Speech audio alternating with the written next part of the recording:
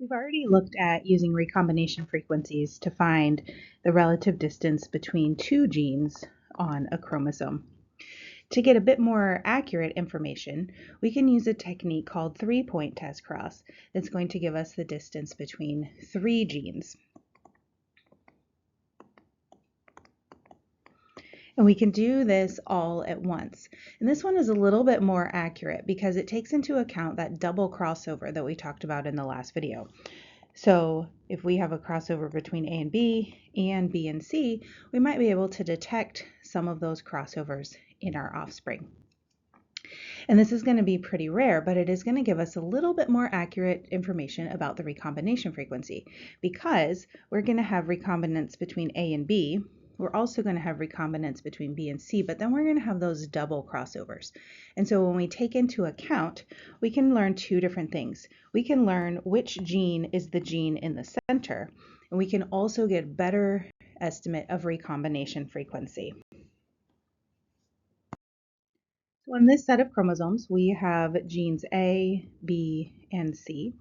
And there are three potential crossover situations here. One is that we have a crossover between A and B. And if that crossover happens, we're going to get an exchange of sections of chromosome, and there will be no crossover between B and C. So that region will remain intact, but we will have that crossover between A and B. And so this counts as a recombination event. The individuals will reflect the recombinant phenotype between A and B. We could also have that crossover between B and C. And same thing, the region between A and B remains intact, but we do recognize that there will be phenotype representation from that crossover. The other option is that a crossover happens between B and C. When we looked at this before, we didn't have a gene that was established in that double crossover event. So essentially we didn't recognize that it was even happening. You can't tell if there's no change in phenotype. But when we have a double crossover with a gene in the middle, then we can see this phenotype. And what we see is that we get a third potential phenotype where we get a crossover with one of our genes, but the other two stay the same. And this idea is how we're going to know which one is in the middle. We can evaluate the phenotypes and look to see which phenotype remains constant, which phenotype changes to indicate the double crossover. And so that's how we're going to end up mapping these three genes at once instead of just two. So to do our three-point test cross, we are going to do our heterozygous individuals crossed with homozygous individuals. So same idea here as our other linkage test cross. Most of our examples are going to come from fruit flies. And when we use fruit flies for evaluating genotypes and phenotypes, we use a slightly different notation. It's not only fruit flies that use this notation, but we're going to see it mostly with fruit flies. And that is to indicate the wild type with a positive. So if you see an allele that has positive on it, this indicates wild type. Now it is usually also going to indicate dominant, but it doesn't have to. For most of what we're going to do, we are going to assume the dominant situation. And in fact, most of them will be anyway. If we have an allele with no positive, this is going to be our mutant phenotype. So on this chromosome here, we've got the wild type for the M allele, wild type for P, wild type for S, and then we've got our mutants, M, P, and S. So if we think about how we can perform crossovers here, we can determine the genotypes that we're going to get for our individuals. So if we do this cross, our F1 individuals are going to be M plus, P plus, and S plus. And so we're going to get all heterozygotes. These guys are going to display that wild type phenotype. But then our individuals that result from a cross between two wild types are going to have a variety of different chromosome complements. So we can have the single cross here, in which case we're going to get the M with the bottom of our chromosome, So that's a new chromosome. And we can have M with the top of our chromosome. So now we're going to get two different recombinant phenotypes here. We've got the wild type with the M and then the mutants, and we've got the mutant with our wild types. If we perform a cross between the P and the S, what's going to happen is that the M is going to stay, the P is going to stay, but the last half of the chromosome is going to switch. So there's another option, and we will have individuals with both of these types of phenotypes. We can, of course, have the parental types, which would look just like this, either one of those genotypes. And then our last option is to have a double crossover. So if we have a double crossover event, we're going to have a crossover here and a crossover here. So what we're going to get is the M cross over to the P and keep the S. So we get M wild type, P mutant, S wild type. And then we also have on the bottom M, P wild type, S mutant. And so we will have the double crossover phenotypes. So over here on the left, we have a single crossover event with two potential phenotype options. In the middle, we have the second single crossover with two phenotype events. And then over here, we've got the double crossover with two phenotype options. And then, of course, we have our parents up here and in the wild type over here that are going to have the parental phenotypes, two phenotypes there. So to determine our gene order, we need to look at the double crossovers. And if we look at this chromosome here on the right, we've got the double crossover event happening. And when this double crossover event happens, the central chromosomes maintain the outside alleles on both sides of the center gene. And the center gene is the only one that flips. So to determine our gene order, we need to look at our parental chromosomes, and then we need to compare our parentals to our recombinant. So if we have two genes that remain in the same configuration, big A with big C and little a with little c, we know that those two are the outside. And then we can identify the center one by the one that flips. So our parental chromosome is big A, big C, or little a, little b, little c. But when we look at our recombinant chromosomes, big A stays with big C, and we flip that little b in the middle. Little a stays with little c, and we flip the b in the middle. And so the first thing we're going to do when we do a 3-point cross is identify which one is the middle gene. So let's look at this chromosome here. We've got our parents, S, R, and C. And these are not written in any particular order because if we're doing this with live organisms, we don't know the order, so we have to figure it out. And if we look at our double crossover progeny, we see new combinations of alleles. So if we look at this one, this first one, we see that S and R have remained together, but that the C has changed for that chromosome. And if we look at the other chromosome, we see that S and R have stayed together, but that C has changed location. And so this tells us, because C is the one that's flipped compared to the others, that our gene order is going to be S, C, R. Now it doesn't really matter if we write S plus, C plus, R plus, or SCR, because this is homologous chromosomes. So the gene order is the same no matter what allele we write. So when you are looking at your 3-point crosses, the first thing you're going to do always is look for the parent phenotypes and genotypes, and then look for the double crossovers. And I'll explain how you determine which one is which in just a minute. It's really, really easy. And then you're going to compare which one has switched and then determine the gene order. So now that we know how to do recombination frequencies and we know how to determine our gene order, we are going to look at an example of a 3-point test cross. If you want some more information, you can go to figure 512 and 513 in our textbook. This cross is going to be between a wild-type fly and a mutant for scarlet eye. So scarlet is an eye mutation.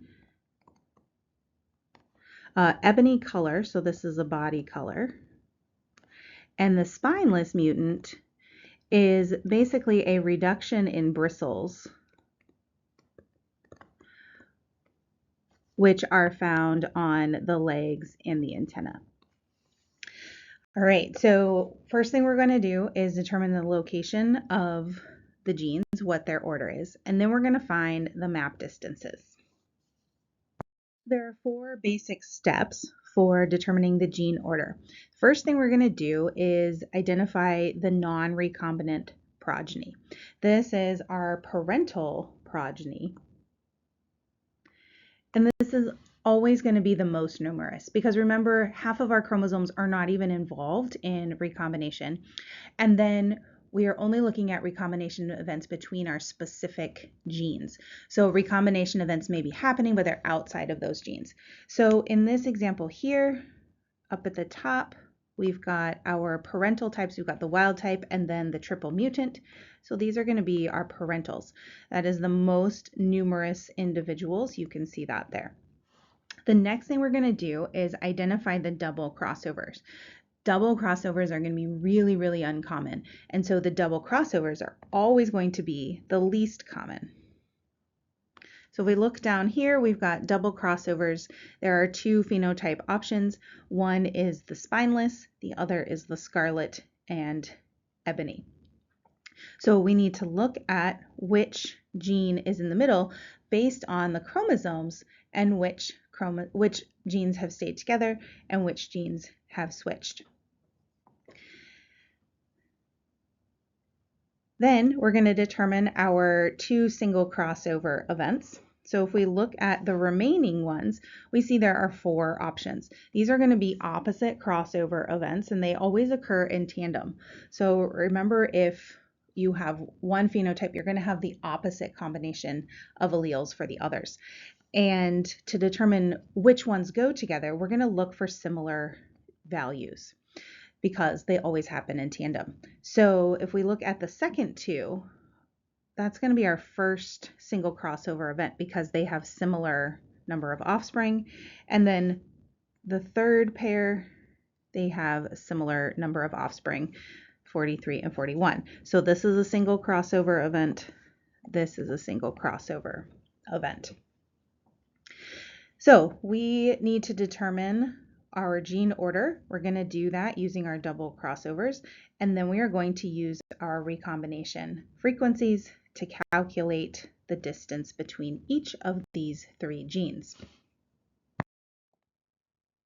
So we've already identified our double crossover events. Those are these chromosomes down here and our parents. And in this image, we see both homologous chromosomes. I'm just going to go ahead and write out the parental chromosomes, just the one, because if you look at the bottom chromosome for all of these, they're exactly the same. So they're not actually going to tell us anything that we need to know as far as determining our gene order or our recombinant phenotype. So the wild type parent, this is the scarlet eye, the spineless, and the ebony. Now, at the moment, we don't know if this is the proper gene order. So we're going to ignore our chromosomes over there for a minute, and we're just going to look at our double crossover events. So same gene order. This is our wild type up on the top. This is our mutant here. And then we're going to look at our double crossovers. So this one, ST, SS, and E+. And then our other double crossover, STSS plus and E. So what we want to do is compare our parental chromosomes to our double crossover, and we want to see which two alleles have stayed together and which two have stayed the same. So if we look at our ST and our SE, we recognize that they have stayed together. If we look at the other chromosome with our mutants, they have stayed together. So in the center, our spineless allele is the one that is switched. So this indicates to us that the given order is correct. It will not always be this way. In fact, when I give you one, I will purposely put them in a different order because I want you to figure it out. So sometimes they will by chance be written in the right order and you're just verifying that that's the order. Other times you're going to have to put them in the right order. So this tells us that we do in fact have the right order. We've got scarlet eye followed by the spineless gene and then the ebony gene. So this is our gene order. So now we need to calculate the recombinant genotypes to figure out our distance between the two. So I'm going to go ahead and clear all of this.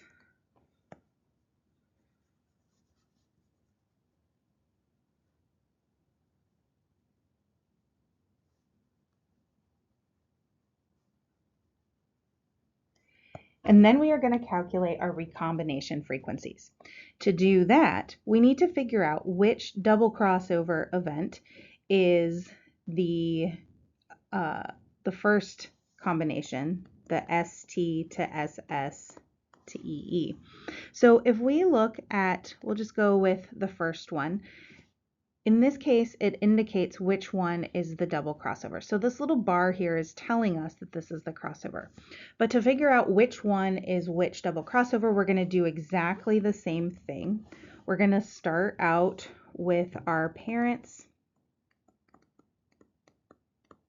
and we're going to look at the crossed over chromosome to see where the crossover has happened. And if we look just immediately, we can see that SS and EE have flipped, but ST has stayed the same. So our single crossover event, the first one, is between ST and SS, and then EE and SS stay together. All right, so if we take our recombinants, we can count our recombination frequency. So we have recombination, 50 and 52 individuals show recombination between the first one. But we also have to include our double recombinants because they also have a recombination between ST and SS. So our total recombination frequency is going to be the total for all recombinants. And we've got 755 individuals. So if we calculate this out, our total number of recombinants is going to be 50 plus 52 plus 5 plus 3, which is 110. We're going to divide that by 755, which gives us a recombination frequency of 0.146. Now I rounded that a little bit, but what that tells us is that 14.6% recombination frequency between ST and SS. So now I would like you to do the recombination frequency for our second double crossover. You're going to do the the second crossover, the crossover between SS and E. So go ahead and take the total number of recombinants for that crossover plus your double crossover. And then you can check the results in just a second.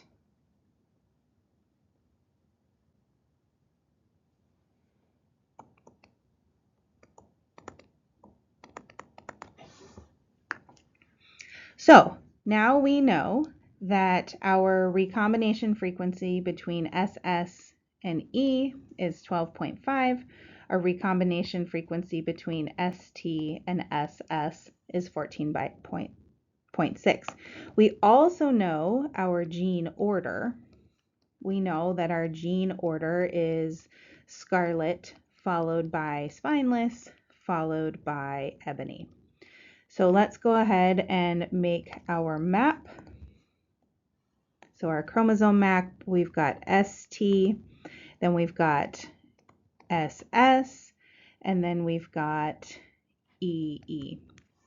So between ST and SS, we have 14.6 map units.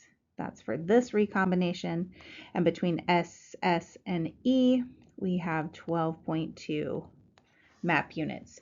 If you were to take the total recombination frequency of the two, so 50, 52, 43, 41, 5, and 3, you should get roughly 16.8%. And it would be a good idea as just a check to make sure you're understanding and doing your recombination frequencies right, just to make sure that you get something roughly 16.8. So we talked about how chromosomes have certain places that are more likely for crossover events to occur. And one thing that I mentioned is that if you have a crossover, it's going to inhibit another crossover nearby.